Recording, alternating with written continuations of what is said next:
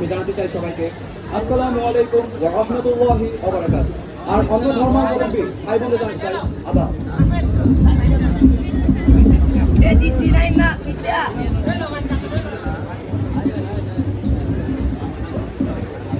আজ এই বিশেষ আয়োজনে তথা ঐতিহ্যবাহী তেজখালী ইউনিয়ন উচ্চ বিদ্যালয়ের 2026 সালের এসএসসি পরীক্ষার্থীদের বিদায় অনুষ্ঠানে আপনাদের সবাইকে জানাচ্ছি আমি আন্তরিকভাবে স্বাগত। আজ আমরা দেখতে পাচ্ছি আমাদের মাঝে উপস্থিত হওয়ার কথা ছিল প্রধান অতিথি হিসাবে জনাব তারিকুল ইসলাম উপজেলা নির্বাহী অফিসার, কিন্তু কিছু বিশেষ কারণে তিনি উপস্থিত হতে পারেননি। এই অনুষ্ঠানটি সভাপতিত্ব করছেন জনাব আব্দুর রাজ্জাক শিশু দাদা, সভাপতি ম্যানেজিং কমিটি তেজখালী ইউনিয়ন উচ্চ বিদ্যালয়। এছাড়াও আমাদের মাঝে উপস্থিত আছেন ম্যানেজিং কমিটির অন্যান্য সদস্যরা, আরও রয়েছেন অত্র বিদ্যালয়ের প্রধান শিক্ষক জনাব জামাল হোসেন স্যার, সহকারী প্রধান শিক্ষক জনাব ইমরান হোসেন এবং অন্যান্য সিনিয়র শিক্ষকবৃন্দ এবং সহকারী শিক্ষকবৃন্দ, অন্যান্য কর্মকর্তা কর্মচারীরা, আমার সহপাঠীরা, আমার ছোট ভাই বোনেরা আর তাদের অভিভাবকরা, সবাইকে জানাই আমি আন্তরিকভাবে পুনরায় স্বাগত। আজ আমরা সবাই জানি আমরা কেন এখানে এসেছি, সবাই জানি কেন আমি এখানে দাঁড়িয়ে আছি। অতীতে দেখেছি আমরা আমার সহপাঠীরা তাদের অনুভূতি প্রকাশ করেছে এখানে, তারা একটি কাগজের মধ্যে নিজের অনুভূতি ব্যক্ত করেছে। এটা শুধু কাগজ না, এটা আমাদের বিগত 5 বছরের অনুভূতি যা আমরা জমিয়ে রেখেছিলাম। আজ আমরা এসএসসি পরীক্ষার সর্বশেষ পদক্ষেপে পদার্পণ করলাম। আজ আমার মাঝে এক নীরব ব্যথা কাজ করছে, আমি জানি না এটা কেন। আমি এভাবে কোনো ইমোশনাল ব্যক্তি নই, কিন্তু আজ আমার মাঝে কাজ করছে, আমি জানি না এটা কেন। আমি ছোটবেলা থেকে একাকী থাকতে পছন্দ করতাম, একাকী থাকতাম। আমার প্রাথমিক শিক্ষা জীবন তেমন কোনো বন্ধু বান্ধব সহপাঠী তেমন কেউ ছিল না, কিন্তু আমি জানতাম যে হাই স্কুলে থাকলে হয়তো আমার কোনো বন্ধু বান্ধব হবে না, কিন্তু আমার মতো এমন এক ছেলে যে বন্ধু বান্ধব হবে তা আমি বিশ্বাস করতে পারছি না।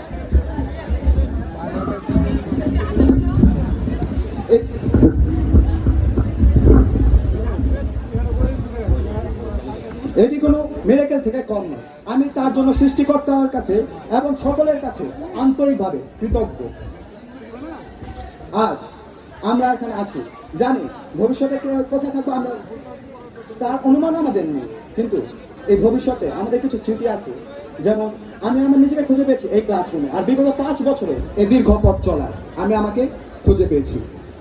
আর আমরা একে অপরের সাথে শেয়ার করেছি দুঃখ, কষ্ট, হাসি, কান্না, বেদনা, কিছু ছোট ছোট রহস্য যা আমাদের মনের মাঝে বিশাল দাগ কেটেছে, যা আমাদেরকে ভবিষ্যতে অনুপ্রাণিত করবে নতুন ভাবে চলার, নতুন আদর্শে চলার, নতুন ভাবে নিজের জীবন গঠন করার।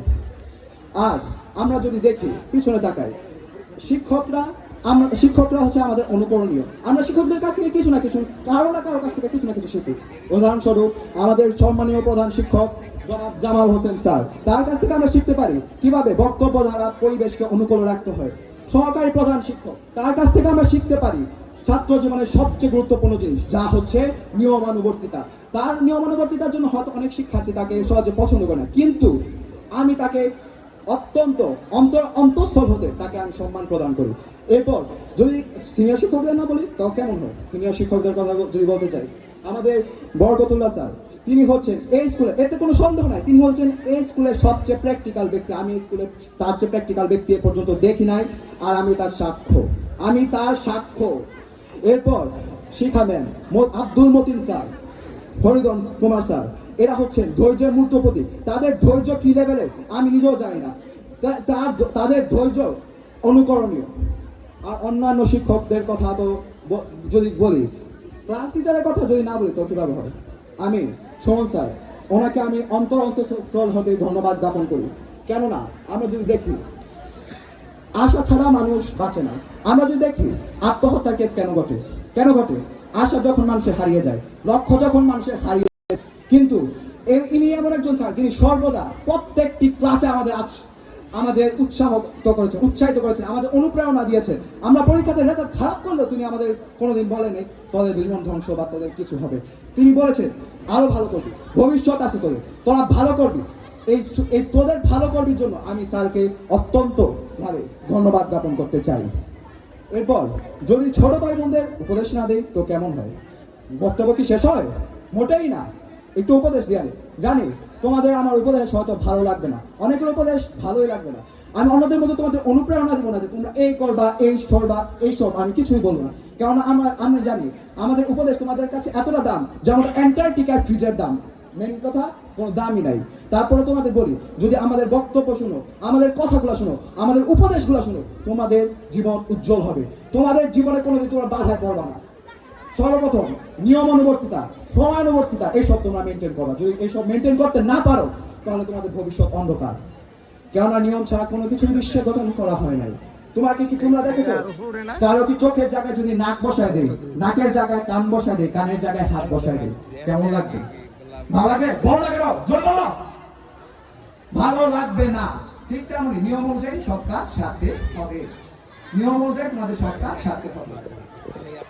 এখন দেখি যদি আমরা এরপর শিক্ষকরা আমাদের অভিভাবক তুলো, কোনোদিন কোনো শিক্ষকদের সাথে তোমরা বেয়াদবি করবা না। শিক্ষকরা অভিভাবক তুলো, তোমরা কোনোদিন অভিভাবকদের সাথে বেয়াদবি করতে পারো না। তোমরা অভিভাবকদের সাথে বেয়াদবি করতেছো মানে কি? তোমরা চরম লেভেলে বেয়াদব, তোমাদের ভবিষ্যৎ অন্ধকার। তাই কখনোই নিজের ভবিষ্যৎ নিজে থেকে অন্ধকার করার ভুলেও চেষ্টা করবা না। এখন আমরা জানি আমরা নিজে অনেক বেয়াদবি করেছি।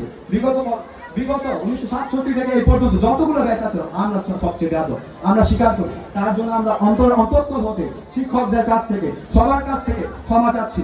কেননা জানি অভিভাবকরা সন্তানদের প্রতি রাগ থাকতে পারে না, আমরা জানি ক্ষমা করবে, অবশ্যই ক্ষমা করবে। তাই আমরা আশা রাখছি। আমরা জানি আমাদেরকে আপনারা ভুলে যাবেন, একদিন ভুলে যাবেন। কারণ কত ছাত্র এলো, কত ছাত্রই বা গেল, কাদের মনে রাখলো। কিন্তু আমাদের এই স্মৃতিগুলো, ক্লাসরুমে দৌড়ানো, ক্লাসরুমে গিয়ে মজা করা, প্রেজেন্ট দেওয়ার সময় টান দিয়ে মিশে দেওয়া, আমরা করি না? করি কিনা? অবশ্যই করি। এই মজাগুলো আমরা চির